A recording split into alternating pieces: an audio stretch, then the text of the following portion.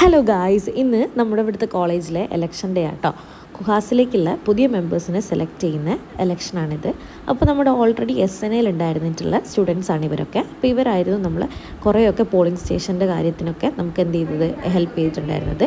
4 മണിയൊക്കെ ആയ സമയത്ത് ഇലക്ഷൻ കഴിഞ്ഞിട്ടുണ്ടായിരുന്നു. സോ നമ്മുടെ പ്രിൻസിപ്പൽ മാം അവരുടെ അടുത്ത് റിസൾട്ട് പ്രഖ്യാപിക്കുകയാണ്.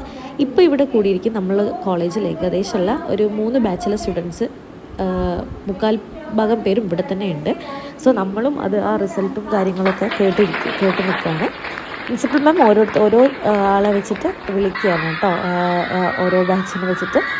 അപ്പോൾ അവരുടെ ഹാപ്പിനെസ് ആണ് കാണുന്നത്. ഞാൻ ഭയങ്കര ഹാപ്പി ആയിരുന്നു ഇവരുടെ ഇതൊക്കെ കണ്ട സമയത്ത്. കാരണം എൻ്റെ കോളേജ് ടൈമിലേക്കുള്ളൊരു മെമ്മറീസിലൊക്കെ ഞാൻ അങ്ങോട്ടേക്ക് പോയിട്ടുണ്ടായിരുന്നു. സോ ഇവർ ഭയങ്കര എക്സൈറ്റഡ് ആയിരുന്നു.